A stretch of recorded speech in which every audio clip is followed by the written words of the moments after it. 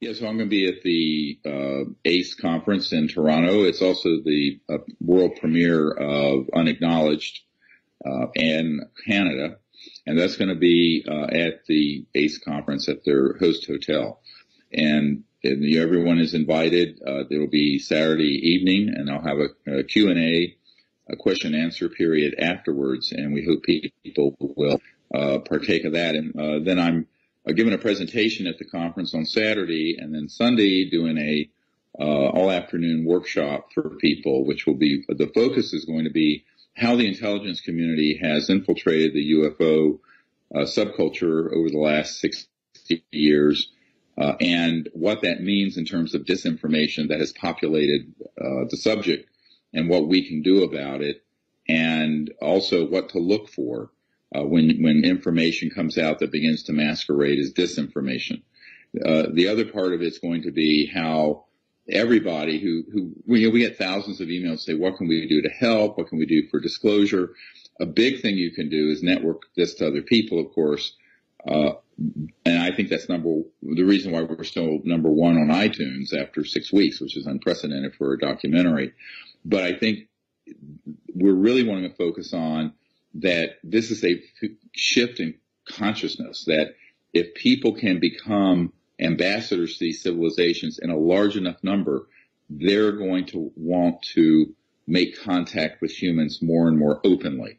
A lot of people say, why don't they just land on the White House lawn or, do something like that? I say, well, the reason they don't is that they have a policy of nonviolence and non-intervention. I know it sounds very Star Trek-y, but we humans have to reach out to these extraterrestrial civilizations in a way that shows them that we're ready for contact.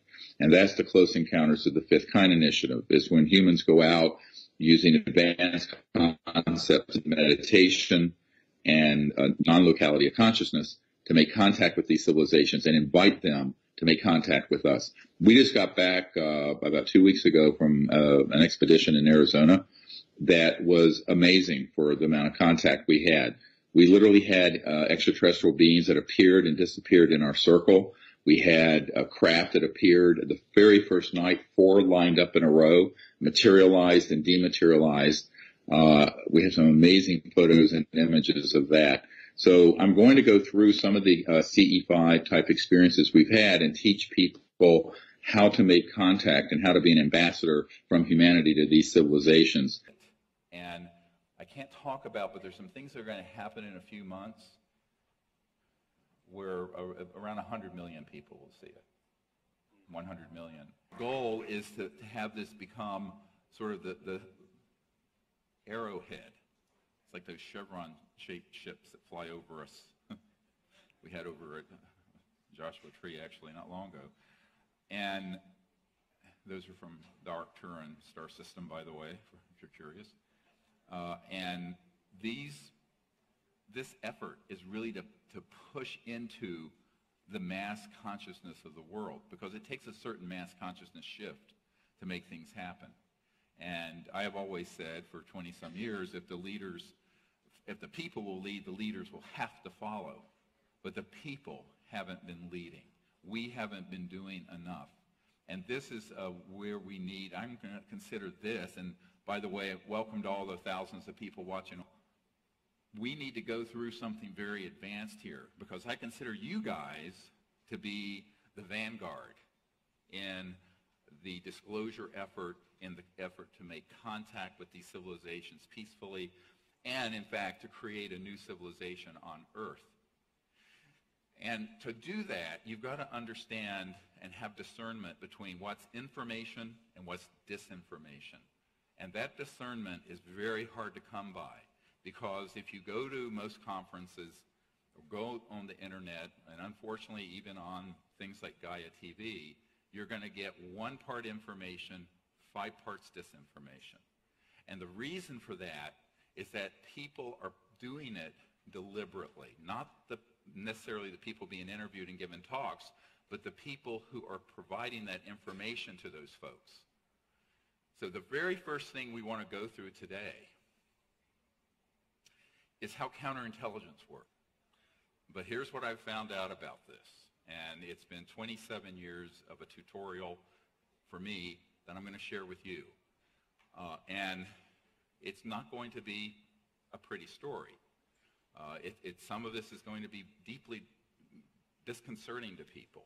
It'll be the opposite of what we're doing tomorrow night when we're doing contact out into the stars using the mantras and sacred Vedic knowledge and higher consciousness and all of that.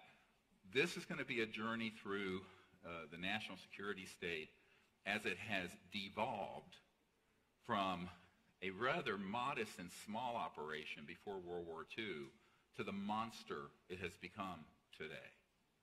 And this monster, beginning in 1947, it was hatched in the cradle of Roswell.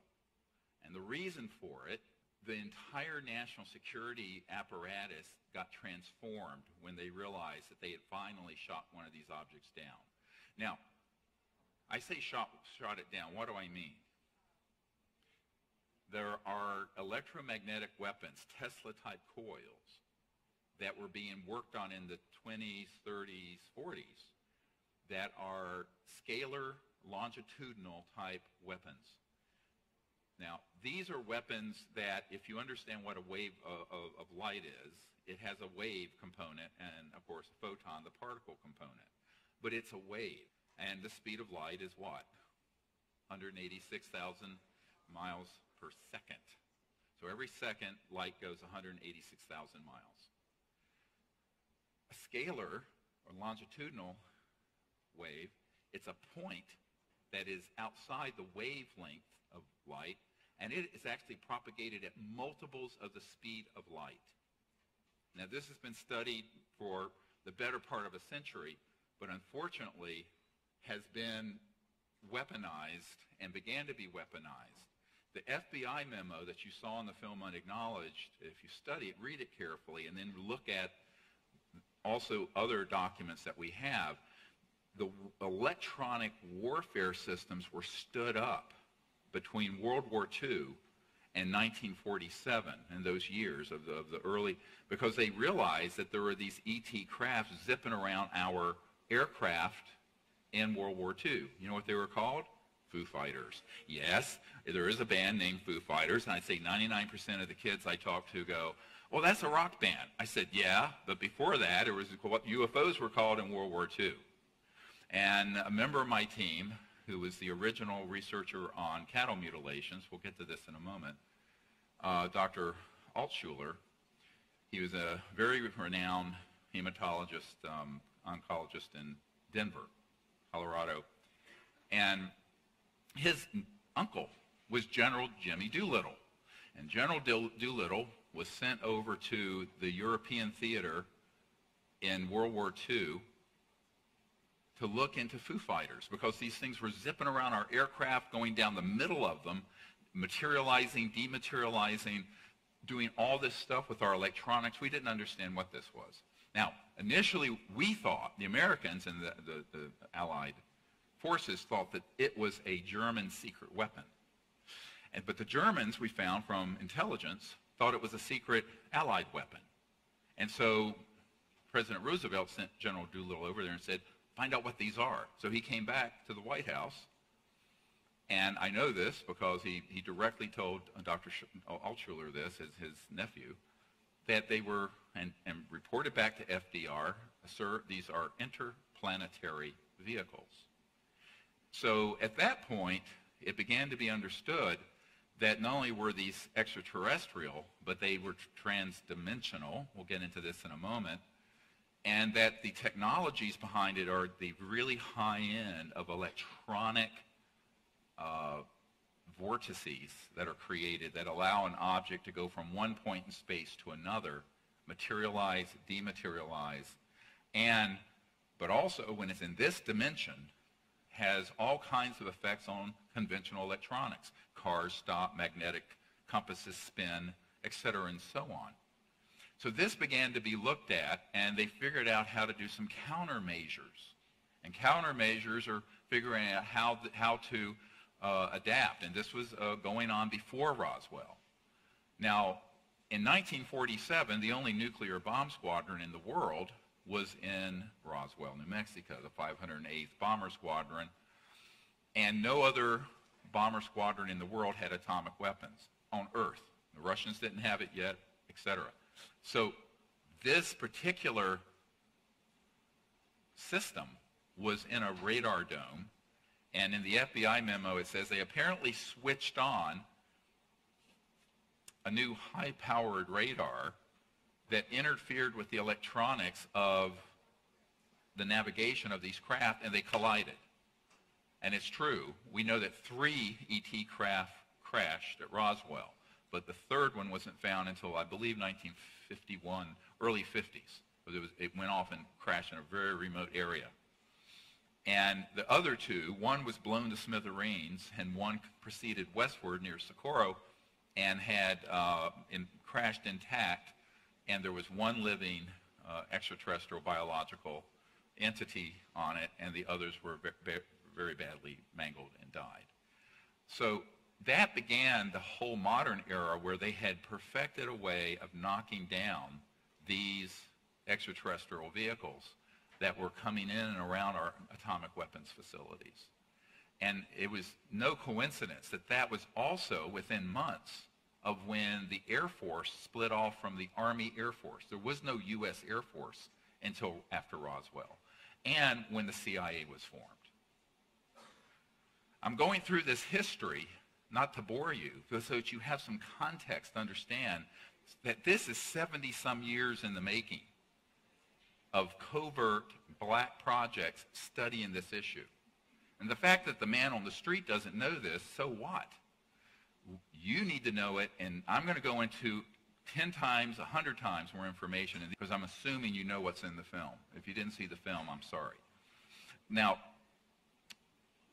fast forward into 1950s, and you have a guy named Eisenhower, who's a famous general in World War II, and Eisenhower, after Truman, authorized the continuation of the study of the modus operandi. I'm quoting from a top secret document from Canada, the Wilbur-Smith document, on how these craft operated. And so a very intense, unacknowledged special access project, this is when they really started, in the late 40s and 50s were stood up to acquire the technology and figure out how these things work. By October 1954, we had mastered gravity control, what pop culture would call anti-gravity, which means that everything that we're using on this planet since 1954 has been obsolete since that date. Now, how do I know that? Well, a man who was on my team for years until he passed away of prostate cancer a couple years ago, Rick Foch, he was the highest-ranking scientist at the largest Department of Defense lab. And Mr. Foch was a very good friend, stayed at my home, knew his family very well, was very direct in saying that he was in the vault and actually acquired and saw a document that stated that they had mastered gravity control October 1954. Now, this is before I was born, and I have 8 grandchildren. But what ended up happening is that the national security state did not want this out. A, they understood it could be weaponized, and they wanted to weaponize it, turn it into weapons.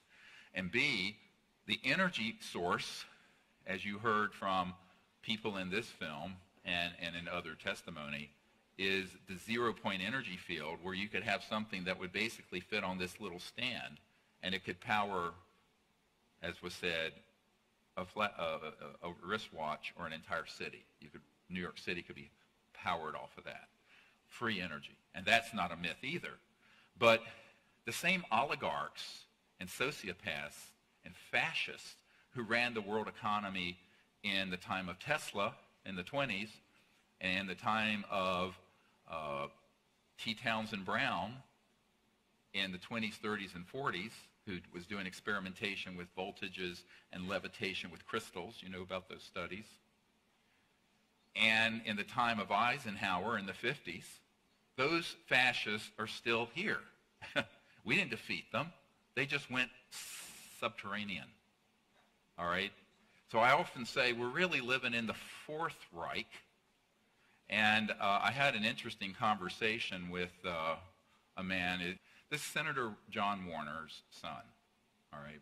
And Senator John Warner, I knew back in the 90s, was a member of the MAGIC Committee, Majority Intelligence Committee, MAJIC, that's been managing the secrecy on this for 70-some years, since Truman.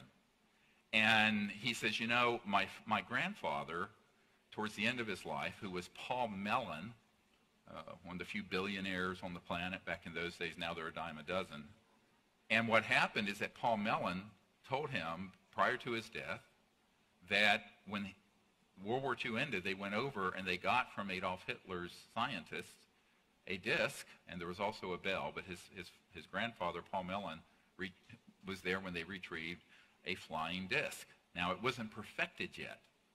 And that was Adolf Hitler's secret weapon, was an anti-gravity electronic disc. We had an atomic bomb. We got the atomic bomb before he got the flying disc. Understand? And therefore, they brought it back in. But he says, look, he says he knew that his family and all those people who went over there were fascists at heart. But prior to the war, they were overtly supportive of Adolf Hitler and fascism, as was the founder of IBM, as was Ford, as was a whole lot of famous, Prescott Bush, Elder Bush's dad. These were all sympathizers with fascism, which is just a matter of historical fact. It's not a political statement. It's a historical fact. Now, those folks didn't go away at the end of World War II. We defeated the German army. We did not defeat the ideology and the authoritarianism of fascism. And that is what you need to understand to get your mind around what's been going on for the last 70 years. The pretense that we're living in a free world and a free democracy, when in reality we're living in the second and third generation of the fascist state that existed during Adolf Hitler's time.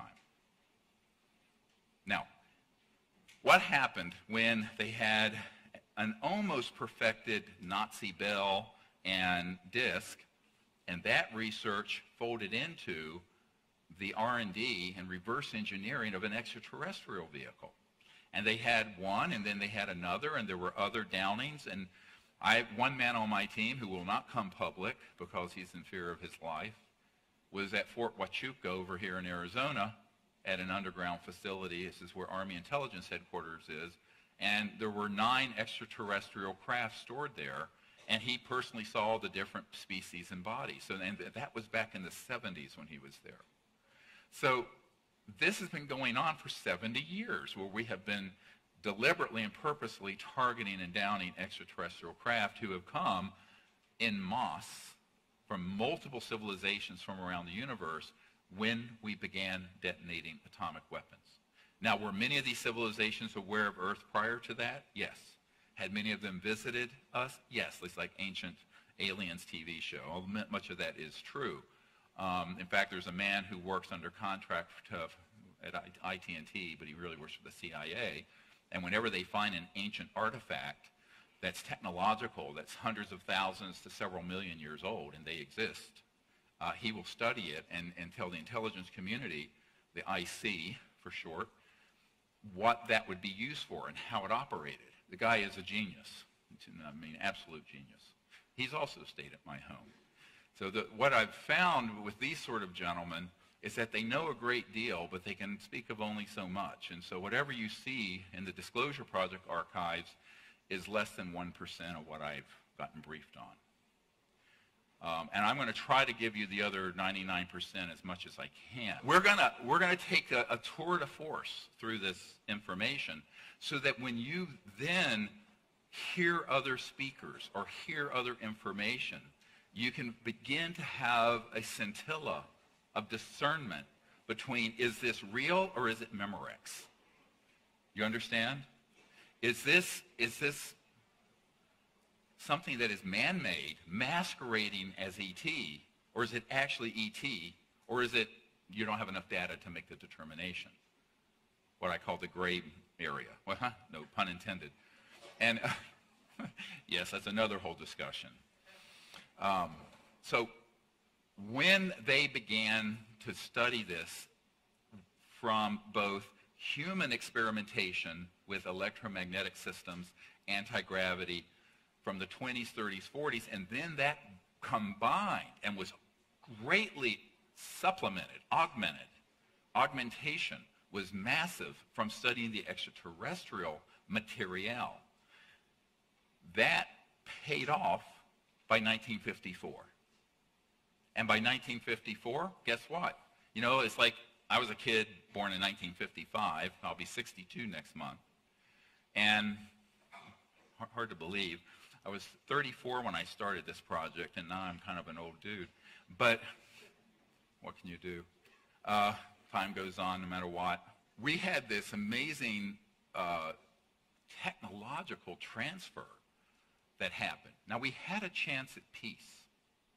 And you all heard the rumors that Eisenhower had a meeting out here in the desert of California where Edwards Air Force Base is now, Muroc. That happened. And when I was in the process of putting together the briefing for the Minister of Defense and the President of France back in 07, 08, that period, about 10 years ago, they sent me a report from someone that they had in their archives who had been there with Eisenhower. And what the extraterrestrial civilizations were asking for, and yes, they do work together, they have different specialized functions. We'll get into that depending on their natural capabilities and interests, like all peoples. But they offered to help our civilization technologically if we would stop this proliferation of hydrogen bombs, thermonuclear weapons. Eisenhower was friendly to this. Others like Forrestal were. He got killed. George Patton, by the way, the General Patton, was very supportive of disclosing these technologies to the public after they retrieved them from the Nazis in 1945, and he was assassinated because of that. He was killed because of his support for disclosure. Do you understand what I'm saying? Okay, so this is how, we went completely off the rails between 1947 and 1955. And we haven't gotten it back in place since. So we're now 60-some years into an unconstitutional, deep government. This is not a conspiracy theory. This is an absolute fact, and we can prove it. That does not answer to the constitutional authorities, whether it's the president or the Congress or even some of their generals and admirals that I have briefed. So these unacknowledged special access projects became more and more and more powerful as they got more and more technology and money and started taking a bigger and bigger and bigger piece of the U.S. budget, but also spun off corporations that then spun off things like integrated circuits and computers and fiber optics and night vision. These all came from studying extraterrestrial material items and were highly profitable. Now, never mind that you and me, the taxpayers, paid for all the research and development, and these corporate Nazis, who are psychopaths, took it, monetized it, and have made trillions of dollars. And we're happy to use our iPhone, and we're just clucking along and ignorant of the fact that this is all stolen technology from we the people. So, you know, that is what began to happen, and this is why Eisenhower said, beware the military-industrial complex. And one of the most important, I don't know how, if we have some of these clips lined up, but I want to go through just real quickly, because it kind of does it in a compact way, some clips. And our first one is this one from Eisenhower, and this is what he's talking about. We must guard against the acquisition of unwarranted influence, whether sought or unsought, by the military-industrial complex. Next. A shadowy government with its own Air Force, its own Navy, its own fundraising mechanism, and the ability to pursue his own ideas of the national interest, free from all checks and balances, and free from the law itself. This is a senior senator from Hawaii, Inouye, talking about the deep national security state on the Senate floor during the Iran-Contra, but he's referring, it has his own funding mechanism, et cetera, and so on. Think about that. It's self-funded. No one is overseeing it. The senators aren't, you aren't, and most certainly the President of the United States isn't. Next. The nations of the world will have to unite, for the next war will be an interplanetary war. The nations of the Earth must someday make a common front against attack by people from other planets. General Douglas MacArthur. Look at the date on that. Okay, the date on that, I was 4 months old, October 1955, precisely 1 year after we mastered gravity control. So the warmongers and the war profiteers and the psychopaths who love endless war hatched a plan in the early and mid-50s. And one of the documents we have from Walter Bedell Smith, the CIA director from 1953, talks about the psychological warfare value of the UFO subject. We'll get into that in a moment. Next clip. It is time for the truth to be brought out. Behind the scenes, high-ranking Air Force officers are soberly concerned about the UFOs. But through official secrecy and ridicule, many citizens are led to believe the unknown flying objects are nonsense. I urge immediate congressional action to reduce the dangers from secrecy about unidentified flying objects. CIA Director, Vice Admiral Roscoe Hillenkoetter. Pause it. That was the first director the CIA formed after Roswell. That gentleman in you saw the date, wrote to the Congress, and it was published in the New York Times. Around the same time, Eisenhower warned of the military-industrial complex. And this is a 5-star general, and this was an admiral. I mean, these are not, it's not Abby Hoffman saying these things, all right, from the 60s or some hippie. These are your key military people warning you.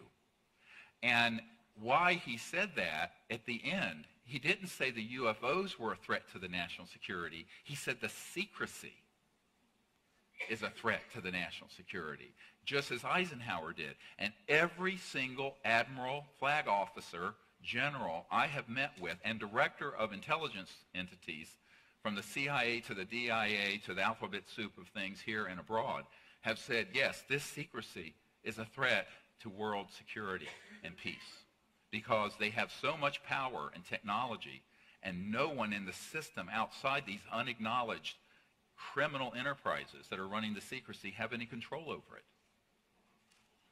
Next clip. I occasionally think how quickly our differences worldwide would vanish if we were facing an alien threat from outside this world.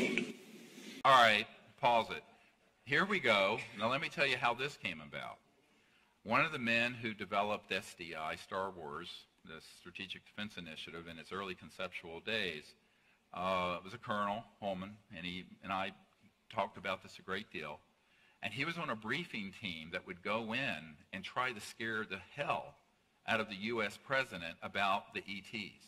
So some of the presidents have been briefed just enough to secure their cooperation on what MacArthur called an interplanetary war, where they want to create a scenario in the future where instead of us fighting a few hundred terrorists in the Middle East, or a few thousand even, and spending $1 trillion a year on intelligence and defense spending, we can stampede the entire planet into hysteria using psychological warfare and hoaxed alien events to have an interplanetary conflict that would enrich the warmongers 1,000 times more than the Iraq War did, which was also a fake war, right?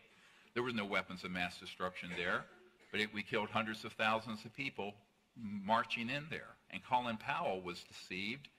And if you think people aren't being deceived, think about this. Secretary of State Colin Powell was sent up there by Cheney and his henchmen to tell people as a matter of certainty and fact that Saddam Hussein had weapons of mass destruction, which he did not have. And Colin Powell had been the chairman of the Joint Chiefs of Staff and a 4-star general. And he was deceived by these devils in the intelligence community. And it led to a disastrous situation that is getting worse with, of course, now we have ISIS. Because you go in there, we broke it up. This was all by design, so that we keep the fire burning. It's like that rock song. Keep the fire burning, because how do you justify trillions and trillions and trillions of dollars going into these same war profiteers and warmongers unless you have an enemy? But we're running out of substantially large enough enemies to feed the monster and the beast. So the big one is coming. Let's continue. When von Braun was dying in front of me, the very first day that I met him, he had tubes draining out of his side. And he was tapping on the desk telling me, "You will come to Fairchild." I was a school teacher. "You will come to Fairchild and you will be responsible for keeping weapons out of space." The strategy that Wernher von Braun taught me was that first the Russians were the enemy against whom we're going to build space-based weapons.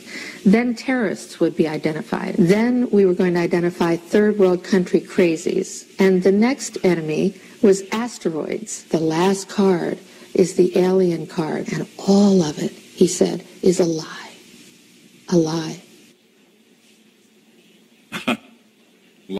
Love her. Here's the truth that people don't want to hear. Now, she didn't know this, Carol didn't know this. By the 1950s and 60s, because we had man-made UFOs, they were able to do things that looked alien, and to 99.9999999% of the population would be, including the president, but were actually being done by the intelligence community and these unacknowledged special access projects, USAPs, super secret projects. And these include, but are not limited to, the following: UFO events, UFO crashes, we'll get to this in a moment, the abduction of humans with people and then entities that were man-made, that look alien, and the use of electronic warfare systems to simulate those experiences, as well as certain chemical weapons and hallucinogens. Now, how many people heard of MK Ultra, the 50s, 60s, giving acid to people? What they didn't tell you during the Senator Church's hearing is that the crown jewel of the mind control projects of the 1950s and 60s and 70s was not chemical or LSD or hallucinogens. It was electronics. So here's something that I'm going to tell you that I learned in 1993 or 4 by the man who invented it. A man who invented an electronic system that interfaced directly with consciousness. It was used both actively and passively. In other words, you could put this on and it would enable the person, no matter how skilled or unskilled, to remote view with consciousness at a different point in space or time. This was 1956. 56. But it can also be used to give people experiences which are completely hallucinogenic, but which come across as incredibly real. He said to me, and I later had this confirmed by many different scientists who worked for E-Systems and Raytheon and a whole plethora of intelligence community contractors, so that they could give you an experience. It'd be like virtual reality, but on steroids, where you would have the ability to have someone have this experience, and it is so real because it's in consciousness that it's being done. It's in their mind. And it can be done remotely and targeted remotely. And those people, and this is what this gentleman, and I'm quoting, he says, "If we want you to have a personal conversation with your personal God, Jesus, Buddha, Krishna, whoever, you'll have it. You'll pass a lie detector test that it's real. It is that good. Now, fast forward to a few years ago, I'm on one of these expeditions. We lead out under the stars, and a woman comes who used to work for one of these companies, and she said yes. And we could sit in a room with a console, turn a dial, target the board of directors of a corporation, and if we wanted them to come agreement on something we wanted them to come to agreement on, we could turn the dial and there would be complete harmony. We can turn the dial the other way and they'd all be fighting. Absolutely. He said, when were you working that project? She said in the mid-70s. This is what Wernher von Braun, is not in this clip, warned about more than even the risk of interplanetary war, which psychopaths. And the people who tried to stop it, George S. Patton, killed. Forrestal, murdered. JFK, dead. Marilyn Monroe was going to just blow the whistle because she didn't know what she was stepping into, whacked. So, you know, if you don't go along with the agenda, it's very dangerous, no matter who you are. Bill Colby, the CIA director for Ford, President Ford, trying to help us bring out free energy. The week he's going to meet with a member of my board of directors, they find him floating down the Potomac River, killed.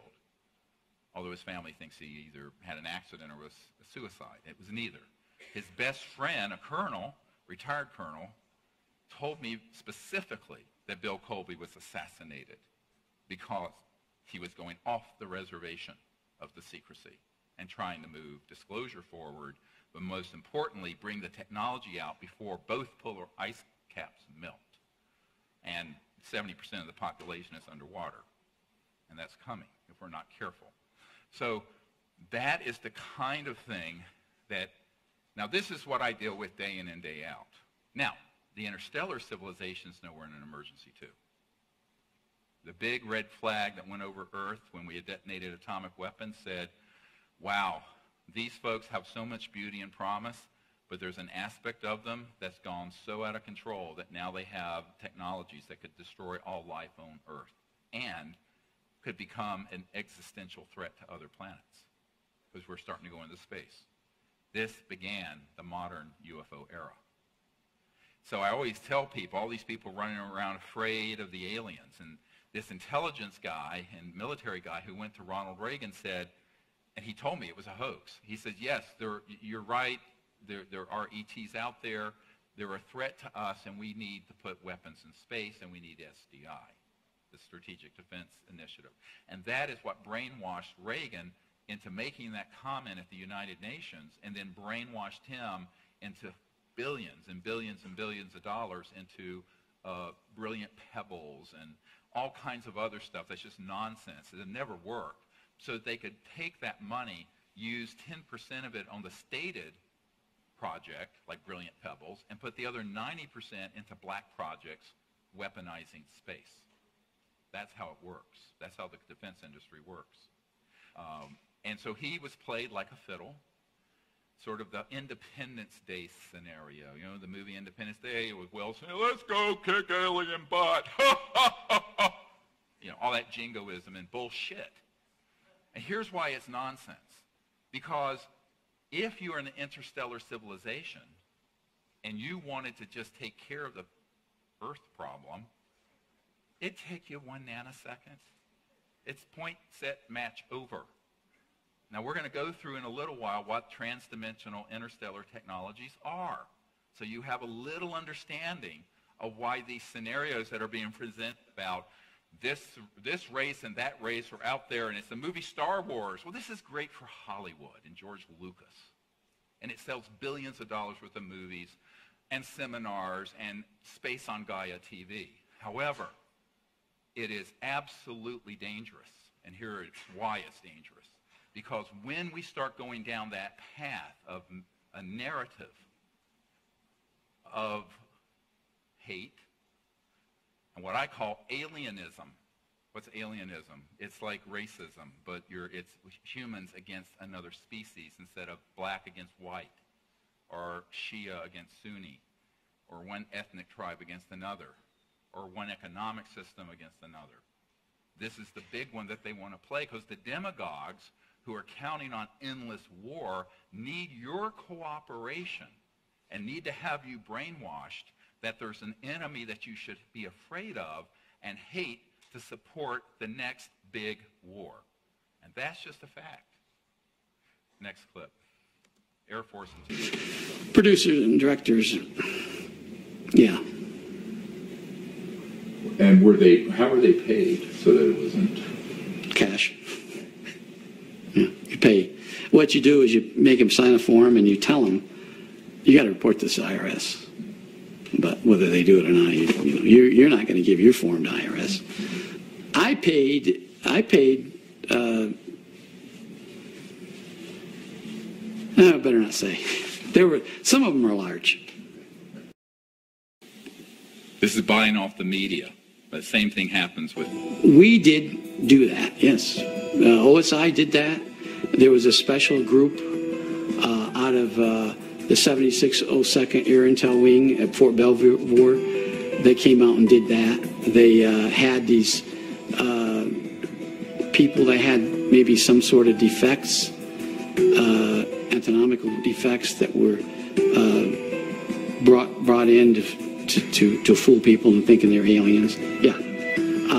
I can't give you any specifics because the program is still classified, and they probably still doing it. I wouldn't doubt it. They were still doing it. Bang.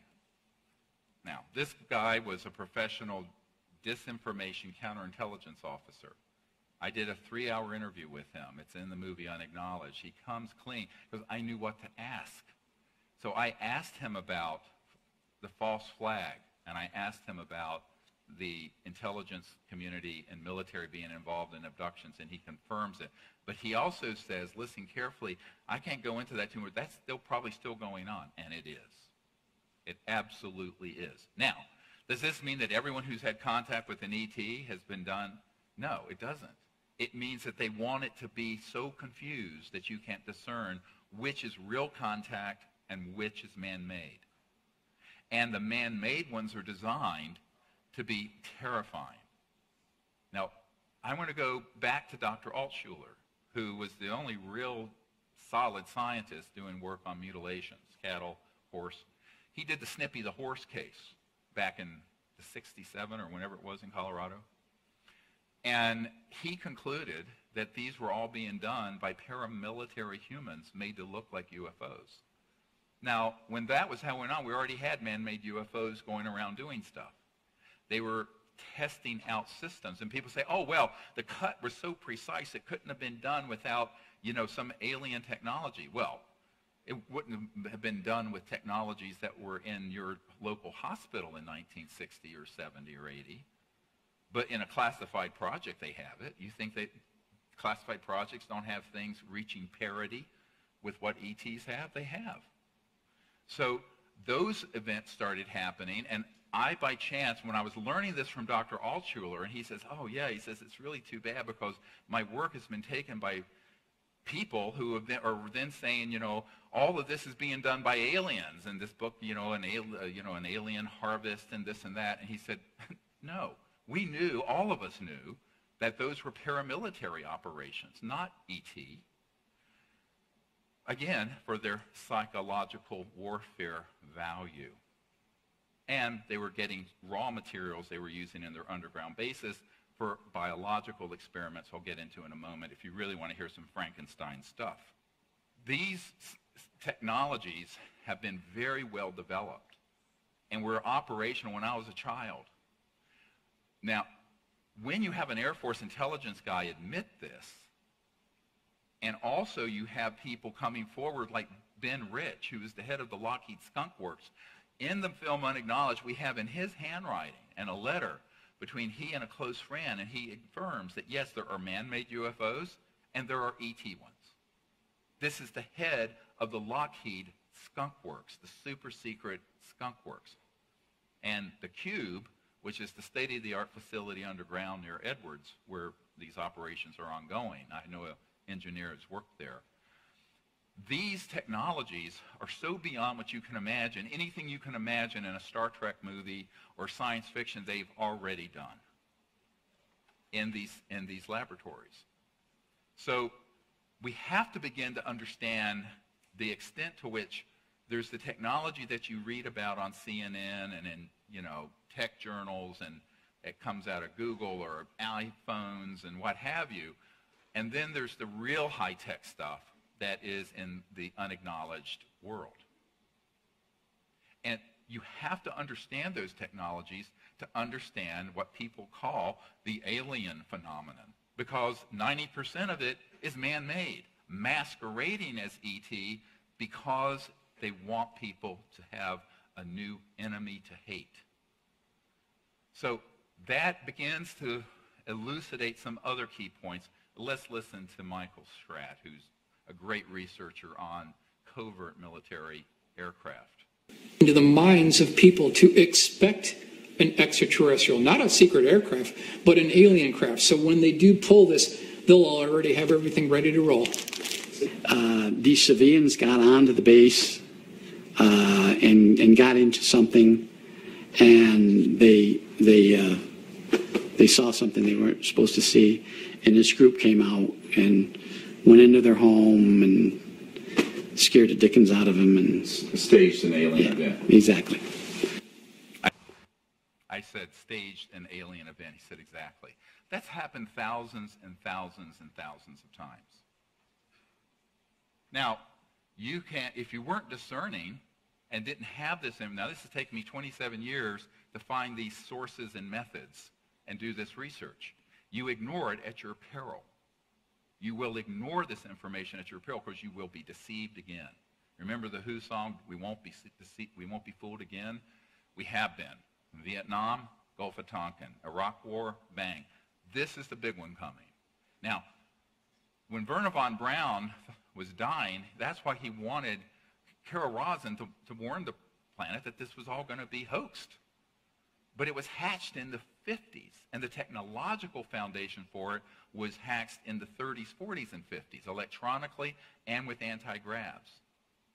Now, is this to say that nothing going on out there or any events that people have with beings are real ET? No, there are a lot of real ET events. But if you don't know the distinction between one and the other, you're going to slam them all together. And the best disinformation is coded in information that's true, and at the core of it is that poison pill. And what I would suggest to you, and the reason I made this film, is that I got a heads up that that agenda was being fast-tracked in the last year or two. And I think this is the biggest thing that people miss, and that is for 70 years, the intelligence community has had a running start on everyone putting out false information, and they're still doing it. And so if you're going to be an ambassador of these civilizations, you have to do it in a way that you're fully informed. And that's what this 4-hour webinar and workshop is going to be about. So if you can't be in Toronto that weekend, I hope you can join us by webinar. And it's going to be a very intensive journey through this entire subject from the 40s till now, and how the intelligence community has infiltrated it, but also how we can overcome that disinformation and counterintelligence operation by becoming ambassadors to these civilizations in groups all over the world. There are now tens of thousands of people doing this, by the way. And I think that when it reaches a critical mass in the hundreds of thousands or millions, that's going to signal to the ETs that humans are ready for open contact. With both the films Serious and Unacknowledged, we've actually never had a premiere where afterwards there was an opportunity to do question and answers with the audience. So we're going to do that in Toronto. People have asked for it. So on Saturday night, stay tuned, and either by webinar for the Q&A or if you're there in person. And then the workshop, I hope people will understand that if you become an ambassador to these civilizations, what they're looking for are people who are free of prejudice and are open-minded and are willing to make contact with them for peaceful purposes. which is the mission we have. Our motto is one universe, one people.